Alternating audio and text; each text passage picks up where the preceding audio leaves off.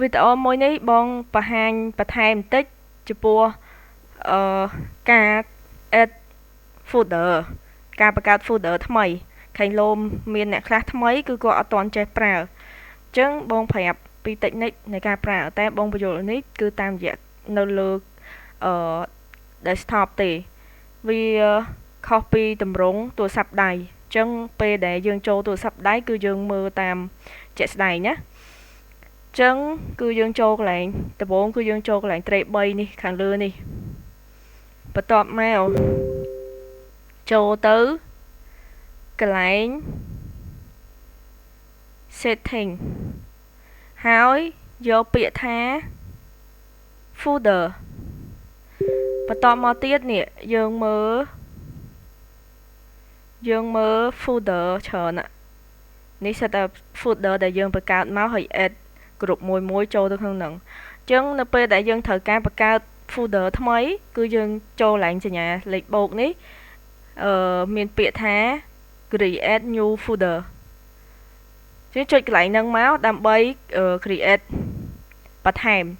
តែ folder របស់បងនេះគឺដល់ចំនួនកំណត់ហើយតើតែបង់លុយឡើងជា premium member ទើបអាច add folder បន្ថែមបានអញ្ចឹងសម្រាប់គ្នាយើងដែលអត់ទាន់រៀប Telegram បានស្អាតបាតទេអាចរៀបសារឡើងវិញបានសម្រាប់ Telegram personal ឬមួយក៏ Telegram របស់ក្រុមហ៊ុនគឺធ្វើបែបហ្នឹងដែរហ្នឹងហើយអញ្ចឹង cancel វិញមកចុចថយក្រោយអញ្ចឹងយើងមើលទៅថាបើសិនជា folder ណាយើងត្រូវ edit កែព័ត៌មានអីគឺយើងអាច select នៅលើវាមកហើយយើងកែព័ត៌មានទៅជាឈ្មោះអីផ្សេងវិញចឹងមកហើយយើងបន្ថែមនេះក៏បានដែរនេះកន្លែង folder ហ្នឹងគឺនៅពេលដែលយើង add ហើយបង្កើត folder ថ្មីហ្នឹងហើយគឺយើងនេះ add chart នេះតើយើងចង់ add ក្រុមមួយណាឧទាហរណ៍ក្រុមនេះចង់ add បញ្ចូលអញ្ចឹង select វាបញ្ចូលទាំងអស់មកចំបងឧទាហរណ៍កន្លែងនេះសម្រាប់នយោជកនេះមួយទៅ add ចូលក្នុង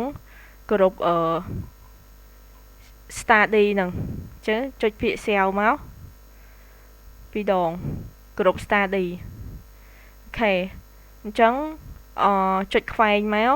ជាងចូលទៅមើលកន្លែង study តើឃើញក្រុមមិញចូលអត់នេះសម្រាប់នយោជកឃើញនៅក្នុងហ្នឹងអត់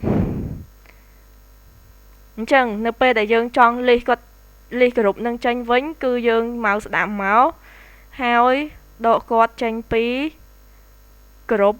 study នឹងបានន័យថា remove ចេញពីfolder ហ្នឹងអូខេ remove ចេញហើយអញ្ចឹងគាត់លែងមានទៀតហើយព្រោះអានេះគឺខាងផ្នែកចំណេះដឹងទូទៅបងដាក់ទៅខាង knowledge ចំណេះដឹងទូទៅនេះគាត់នៅក្នុងហ្នឹងអញ្ចឹងមិញបងបានដកចេញពីកន្លែង study ហើយ